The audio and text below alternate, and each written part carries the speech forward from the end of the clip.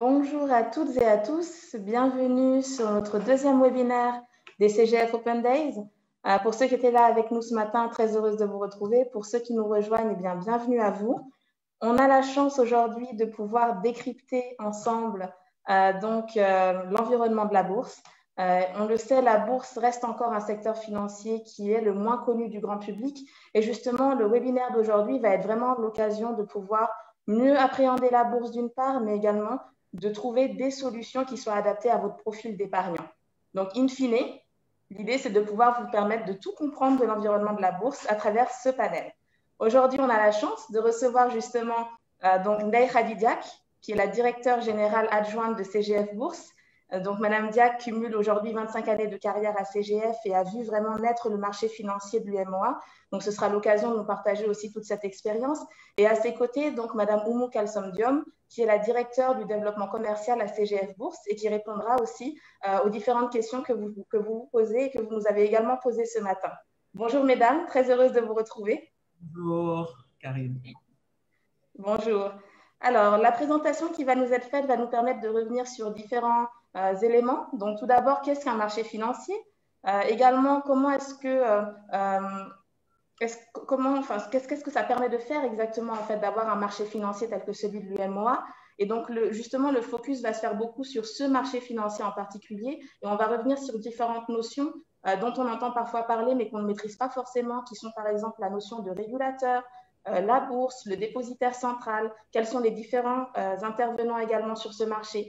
Donc, tout ça, normalement, va nous être, entre guillemets, démystifié aujourd'hui. Donc, c'est vraiment l'occasion de tout apprendre pour ceux qui ne savaient pas déjà de quoi il s'agit, mais aussi peut-être d'en apprendre davantage pour ceux qui ont déjà de très bonnes bases en la matière.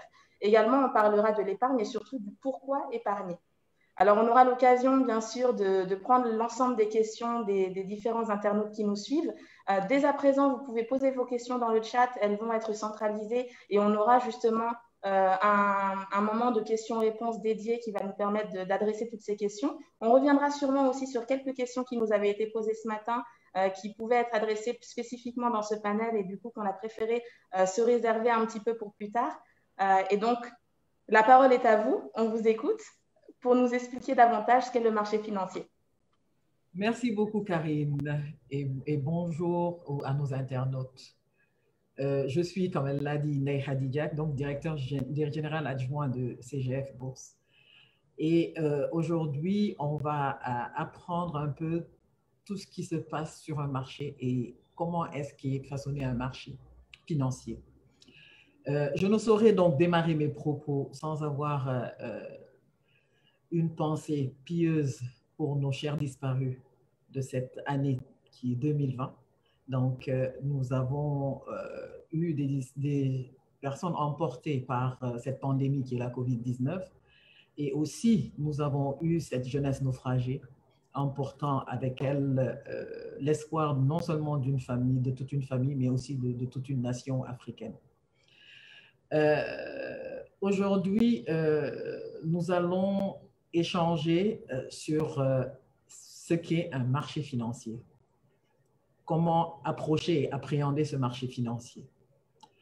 Alors, je vais commencer par vous mettre ma petite présentation, la petite présentation préparée à cet effet. Donc, un marché financier, donc, comme nous savons tous ce qu'est un marché, mais pas particulièrement un marché financier. Le marché est un lieu régulé. J'insiste sur le terme régulé et vous le verrez sur les autres slides, parce qu'en général, quand on parle de marché,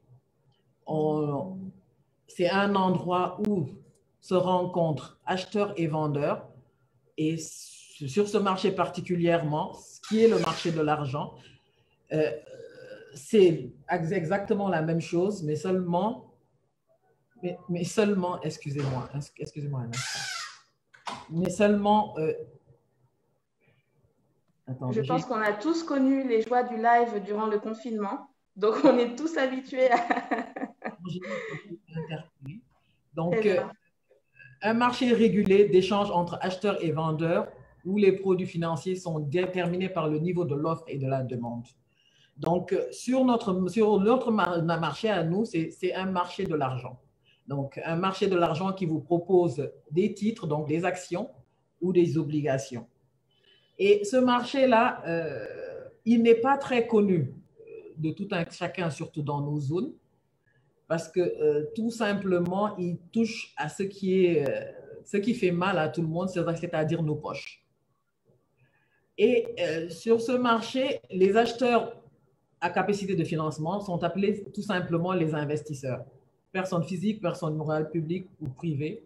Et les vendeurs ou agents à besoin de financement sont les émetteurs. Donc, l'émetteur, c'est tout simplement une société, un État ayant besoin de financement qui sollicite le marché et donc qui se met, qui crée un produit permettant de capter cette manne financière-là. Et aujourd'hui, on va parler surtout de notre marché en particulier, qui est un marché sous-régional, donc, qui est particulier parce qu'il rassemble 8 pays. 8 pays qui sont les 8 pays de l'UEMOA autour d'une bourse unique, qui s'appelle la Bourse régionale des valeurs mobilières. Et donc, cette bourse des valeurs, régionale des valeurs mobilières qui s'appelle BRVM, en contracté, la BRVM, aujourd'hui, elle est basée en Côte d'Ivoire. Elle est basée en Côte d'Ivoire, mais autour d'elle, il y a 8 pays qui font toutes leurs transactions sur ce marché-là. Sur ce marché qui, aujourd'hui, au lieu d'être marché ivoirien ou sénégalais ou malien, etc., c'est un marché sous-régional, donc qui nous rassemble tous. Et la particularité aussi, c'est qu'une bourse, un marché, ce n'est pas un lieu comme si vous alliez au marché acheter des légumes, etc. Mais c'est plutôt un lieu où vous êtes obligé de passer par des intermédiaires pour pouvoir faire toutes vos transactions. Donc, ça, c'est la première étape. Et qui est notre organe régulateur? Parce que sur tout marché, il y a un organe régulateur. Et cet organe régulateur-là, il est représenté par le Conseil régional de l'épargne publique et des marchés financiers et qui est aujourd'hui devenu, depuis plus d'1 an, Autorité des marchés financiers UEMOA. Et cette autorité-là, c'est elle qui nous gère et qui nous donne tous les agréments concernant et la création de nos structures et les différents intervenants, c'est-à-dire la bourse elle-même est agréée par cet organe régulateur. Le dépositaire central, banque de règlement, donc qui s'occupe de règlement livraison des titres, c'est-à-dire un intermédiaire achète des titres d'un côté, l'autre vend, et donc c'est ce dépositaire central-là qui réglemente ce marché-là. Et l'instance de régulation, donc l'autorité des marchés financiers, est là pour donner des agréments à tous ces intervenants, dont les intervenants tels que nous, les sociétés de gestion d'intermédiation agréées. Donc, sur la place, donc, dans toute la zone UEMOA, nous sommes au nombre de 30 SGI. Dans les 22 sociétés de gestion aussi d'OPCVM, donc ce sont elles qui créent tout ce qui est fonds communs de placement, donc les paniers sur lesquels nous les créons en fonction des différents profils existants sur la place. Les agences de notation aussi doivent être agréées. Même les commissaires aux comptes sont agréés sur notre marché auprès de l'autorité des marchés financiers, qui est le CREMF. Et aussi, vous avez des agents placeurs qui s'appellent aussi des apporteurs d'affaires, qui sont aussi agréés sur notre place. Donc, c'est pourquoi j'ai insisté sur le terme régulé. Très bien. Ndeye Khady, je me permets juste d'intervenir une seconde, car il apparaîtrait qu'apparemment la présentation ne soit pas visible pour le moment à l'écran. À l'écran? Oui. Bon. Bon, alors, est-ce que, Oumou, est-ce que tu parviens à voir la présentation? Je regarde le partage. Je refais le partage.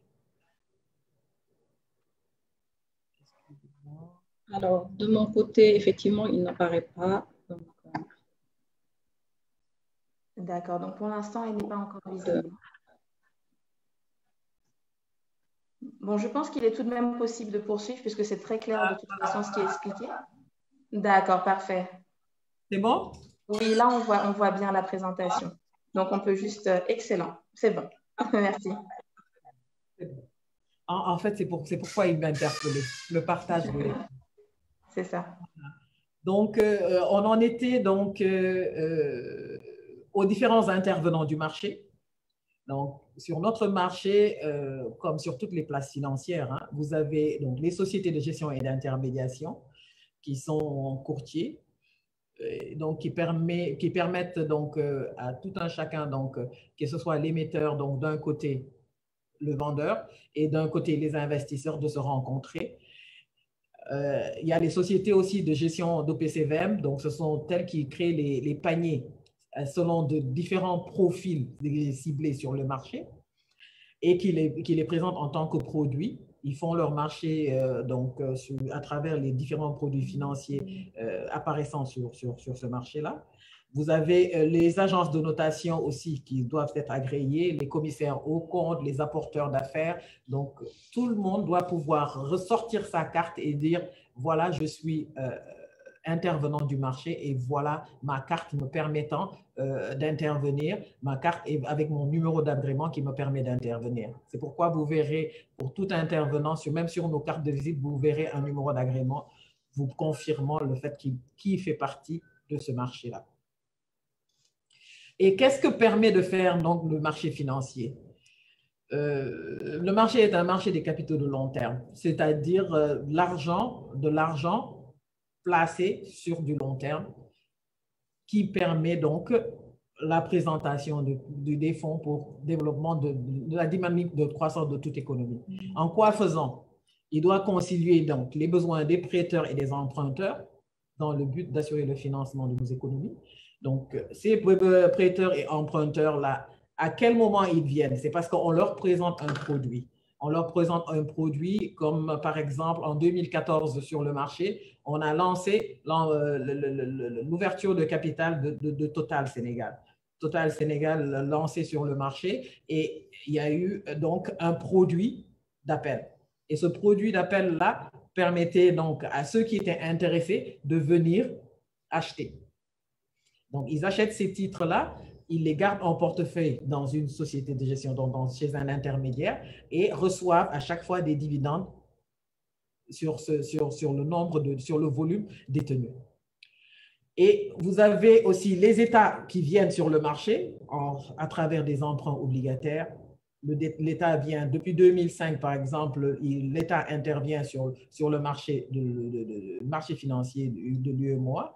En faisant de 2005 à 2016, ils ont fait plusieurs emprunts obligataires et ils ont récolté des milliers de milliards sur le marché obligataire avec des taux d'intérêt allant d'entre 6,25 et 6,50%. Donc, chaque fois qu'un investisseur venait acheter le titre, il était rémunéré à hauteur de 6 à 6,50%. Et donc, ça permet donc à nos États de gérer leur déficit budgétaire. En facilitant les opérations en capital des entreprises, je reviens toujours à une société qui veut faire une ouverture de capital sur le marché peut le faire à travers le marché. Une fois que les titres sont vendus sur le marché, il vient en deuxième étape, il vient se faire coter sur le marché boursier. Et donc, du coup, ça améliore donc l'accès au financement pour les entreprises et aussi la valorisation des titres se font quotidiennement sur le marché. Parce que quand vous avez acheteur-vendeur, vous voyez tous les jours combien coûtent les titres de cette entreprise-là. Vous avez acheté des actions à 1 000 francs, quand elles passent à 2 000, 3 000, vous voyez la plus-value que vous avez faite. Et pareil aussi sur le marché obligataire. Et enfin, en finale, ça crée de la richesse pour les épargnants. Aujourd'hui, les épargnants qui viennent sur le marché en disant j'ai une petite épargne que je veux placer. Tout d'abord, évidemment, il y aura le profilage qui va être fait pour pouvoir l'amener à placer sur le bon produit. Quel est le produit qui lui convient le mieux, qui lui ressemble le mieux. Donc, et cette épargne-là devra pouvoir être rémunérée. Derrière, qu'est-ce qu'il gagnera en termes de rémunération? Sur la presse de choses ce matin, on parlait d'épargne. Est-ce que nous avons une culture d'épargne? J'ai dit que l'épargne est dans notre ADN. Aujourd'hui, le Sénégalais s'est épargné parce qu'il sait c'est quoi la tontine. Seulement, cette épargne-là, est-ce qu'elle est utilisée à bon escient? Est-ce qu'elle n'est pas utilisée pour de la consommation pure au lieu d'être utilisée pour le financement de nos économies? Donc, l'épargne existe, mais est-ce qu'elle est utilisée à bon escient? C'est ça la grande question en fait. Et pour finir, aujourd'hui, en termes sur notre marché financier, nous avons sur le marché des actions, nous avons 46 sociétés cotées, regroupées en 8 secteurs, et la capitalisation boursière au 30 novembre était de plus de 3 000 milliards, près de 4 000 milliards de francs CFA. Et sur le marché obligataire, nous avons 64 obligations, lignes obligataires. Donc, les différents pays de la zone UEMOA ont souvent emprunté sur le marché. Et il y a quelques sociétés qui viennent sur le marché pour leur déficit, comme la dernière opération du port autonome de Dakar, qui a emprunté sur le marché à 6,6% et qui cherchait 100 milliards, s'est retrouvé à avoir beaucoup plus et a dû même stopper l'opération. Quand on parle des 46 titres cotés, c'est au niveau UEMOA ou au niveau Sénégal? La particularité de notre marché est qu'on ne peut pas parler Sénégal, Côte d'Ivoire, Mali. On ne peut pas faire le distinguo. Quand on parle UEMOA. Quand on a un agrément, l'agrément est UEMOA. Donc, quand une société vient ouvrir son capital, par exemple, Sonatel est coté sur notre place, elle a un agrément de l'autorité des marchés financiers UEMOA. Donc, c'est cet agrément-là qu'il présente qui lui permet donc de pouvoir faire coter son titre et que tout investisseur puisse intervenir sur cette ligne-là. Pareil pour Total Sénégal, pareil pour Uniwax en Côte d'Ivoire, etc. Donc, toutes les Bank of Africa, Mali, Bénin, etc., elles sont toutes des sociétés cotées et qui évoluent dans la zone UEMOA. Ce qui veut dire qu'aujourd'hui, un investisseur basé en Côte d'Ivoire peut passer par une société de bourse sénégalaise. Quelqu'un basé en Chine, en Australie aussi, peut venir sur le marché en passant par une société sénégalaise, ivoirienne, malienne, etc. Donc, c'est un marché ouvert à tous. Et tous nos agréments sont uniquement UEMOA. Donc, toutes les transactions que nous pouvons faire, nous le faisons sur la zone UEMOA, pas sur une autre zone. Si on veut aller sur la zone en France, aux États-Unis ou en Afrique du Sud, on est obligé de faire intervenir une société intermédiaire basée ayant l'agrément de cette place-là.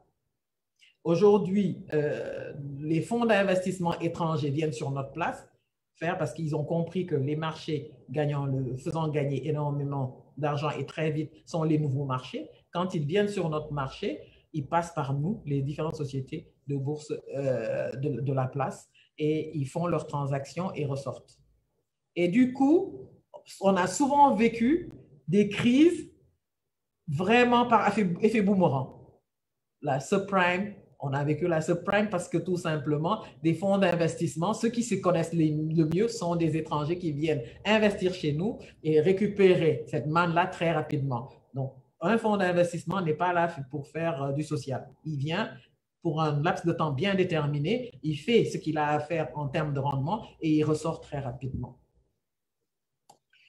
Donc, on va enchaîner en parlant un peu de l'épargne, la situation de l'épargne. Je disais tantôt que l'épargne, c'est incontournable car c'est dans notre ADN. Il n'y a pas un Africain qui ne sache pas épargner. On sait tous épargner parce qu'aujourd'hui, on rentre, même dans les régions, vous allez dans les régions, dans tous les pays, où est-ce que vous allez, vous trouverez des femmes, des groupements de femmes faisant des tontines de 25 francs, de 100 francs. Tout le monde, c'est selon le moyen. En fait, le marché ne nous prend que tel que nous venons. Pourquoi notre marché est craint? Parce que j'emploie souvent le terme craint. Parce que tout simplement, les gens ont tendance à penser que pour venir sur notre marché, il faut être riche. Sur les marchés financiers, on ne devient pas forcément riche. On vient selon ce que nous avons dans notre poche. Et dans un revenu, il faut sérier un revenu. Un revenu est fait pour être sérié. Un revenu, il y a la partie épargne, même si on se dit que c'est 10% de notre revenu, ce sera 10% de notre revenu. On dira 10% de ce revenu aussi, ce sera pour du social. L'autre partie, ce sera pour que je puisse vivre, etc., etc., etc. Mais un revenu doit pouvoir être sérieux. Et dans notre cycle de vie, l'épargne doit être incontournable. Parce que c'est toujours en dents de scie. Un cycle de vie, aujourd'hui c'est bon, demain c'est la baisse, etc. C'est toujours en dents de scie. C'est comme une courbe boursière, ça monte et ça baisse, etc. sur le marché des actions. Donc, les mauvais jours, quels sont les mauvais jours? Il y a la retraite, évidemment, on épargne parce qu'on va aller à la retraite. Il y a aussi les mauvais jours, comme aujourd'hui, nous sommes en pleine crise Covid. Et depuis le début de l'année, j'ai rencontré des gens qui étaient heureux d'avoir épargné à travers la bourse parce qu'ils se sont retrouvés à pouvoir avoir du cash tout de suite. On a tendance à aller vers l'immobilier, mais l'immobilier, c'est bon un certain temps, mais l'immobilier n'est pas facteur de développement. Avec de l'immobilier, on s'enrichit seul. Je suis désolé. On s'enrichit seul parce qu'aujourd'hui, certaines personnes vont directement vers l'immobilier et se retrouvent avec 5, 10, 15 biens immobiliers. Aujourd'hui, avec 15 biens immobiliers, on ne paye qu'un gardien par bien. Alors que quand on va sur le marché, qu'on investit sur le marché, on se dit qu'on soutient une économie à travers le soutien d'une structure créant des emplois, etc. Et même on peut se dire on va faire autre chose de cette épargne-là, nous permettant, si on ne peut pas aller être entrepreneur directement, on peut passer sur les marchés financiers, non seulement mobiliser des fonds qui sont rémunérés, parce que les fonds, il ne faut pas que les gens pensent qu'on va sur le marché financier pour donner. Non. Quelqu'un qui investit sur le marché financier, il investit 100 000, si c'est totalement dans la sécurité, il va récolter son 6,5% de rendement qui lui permet de souffler. Donc, aujourd'hui, on doit pouvoir dire, pour développer nos économies, on doit pouvoir avancer en se disant, on diversifie. J'ai 1, 2 biens immobiliers, mais le reste, qu'est-ce que je peux en faire? Je suis de village tel, qu'est-ce que je peux faire pour mon village pour permettre aux gens de se développer? Qu'est-ce que je peux faire de telle partie de mon investissement pour continuer à gagner de l'argent me permettant de faire face à ma demande sociale, etc., etc., etc. On a la succession aussi, donc il est facile de s'occuper d'héritage quand on a des actions et des obligations. Ce n'est pas comme une maison, ce n'est pas comme une action-obligation, on vient, on sait exactement combien on a et on sait comment faire le partage une fois que les documents d'hérédité sont transmis. Constitution d'un capital, je le disais tout de suite, on est de Kaolack, on est de Thiès, on est d'une région de Côte d'Ivoire ou du Mali ou du Niger, on décide qu'on doit faire une activité permettant le développement de cette zone-là, on doit pouvoir constituer un projet, constituer une épargne permettant d'aller vers ces projets-là. Et j'ai répondu, pourquoi épargner sur le marché? Parce que les possibilités et opportunités, les objectifs d'épargne et d'investissement sont différents. D'un épargnant à un autre, on doit pouvoir s'asseoir d'abord, parce qu'un épargnant ne vient pas seulement dire « je viens, j'épargne ». L'épargnant doit pouvoir savoir, lui, quel est son profil. Et quel est son profil? Ça voudra dire qu'il aura rencontré un conseiller financier lui permettant de se retrouver dans ces placements. Je me retrouve comment? Parce que je sais que moi, je ne suis pas trop risque, donc je ne suis pas trop dynamique, profil dynamique, donc je vais aller vers la sécurité. Moi, je suis pas, voilà, je suis équilibré, etc. Donc, tout ce profilage-là, c'est la première étape avant de dire je fonce directement vers un investissement. Parce que sachant qu'un investissement en action demande une présence de l'investisseur. Parce qu'on ne peut pas investir sur des actions sans se disant je vais aller dormir. On aura perdu l'opportunité de pouvoir sortir quand on aura constaté des rendements de 50, 100%, etc. Il faut toujours se donner, déterminer son horizon de placement. On épargne certes sur le long terme, mais ce long terme-là, il faudra qu'il soit déterminé à l'avance, qu'on sache. On est sur le long terme, voilà ce qu'on veut faire, mais quand on devra constater, on sort rapidement pour constater. Et donc, ça me permet aussi de rebondir sur certaines hypothèses, de vous présenter certaines hypothèses, parce que c'est bien de prendre un exemple concret. Donc, l'exemple concret nous montre juste que... Attendez, qu'est-ce que j'ai fait? Aujourd'hui, un épargnant, donc... Un épargnant... Oh. Alors, j'invite vraiment toutes les personnes qui nous suivent à bien suivre spécifiquement cette partie, puisque là, on parle vraiment de cas concrets.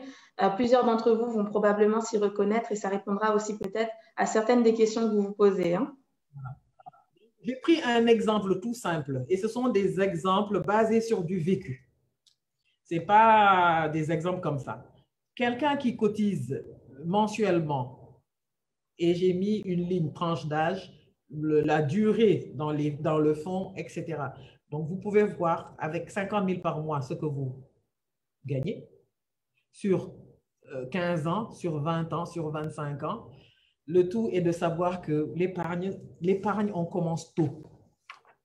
Et pour ceux qui n'ont pas commencé tôt, c'est bon de se dire, voilà ce que je veux faire et voilà où je veux venir et combien est-ce que je suis prêt à mettre en place tous les mois pour pouvoir atteindre ce niveau-là. Alors, pour être sûr de bien comprendre ce qui nous est présenté là, donc aujourd'hui, quelqu'un qui épargnerait 50 000 francs par mois, au bout de 5 ans donc d'épargne, il en serait à 3 315 000 et au bout de... Alors, c'est comme ça que ça se lit. Hein? C'est comme ça que vous lisez, exactement. Parfait. 50 000, au bout de 15 ans, il aura 12 millions parce qu'elle est capitalisée. Hein? Ça veut dire qu'il y a un rendement qui est adossé à cette épargne-là. Et ce rendement-là, tous les ans, il est recapitalisé. Donc, ça veut dire qu'il est remis. Il est rentabilisé, remis sur l'épargne. Donc, ça veut dire que c'est quelqu'un qui n'a pas touché à son épargne. Et quelqu'un peut se dire, je fais une épargne en faisant des sorties ponctuelles. De temps en temps, je sors, je reviens. Mais je sors pas en disant, je prends toute mon épargne, je prends parce que je dois démarrer un investissement immobilier, je dois m'acheter une maison, je dois acheter une voiture, je dois me marier, voilà, ce genre de... Donc, toute la durée, parce qu'aujourd'hui, on a tendance à dépenser avant de penser à épargner. Alors, la première étape, c'est l'épargne, ensuite la dépense. Parce que l'épargne ne doit pas excéder un certain pourcentage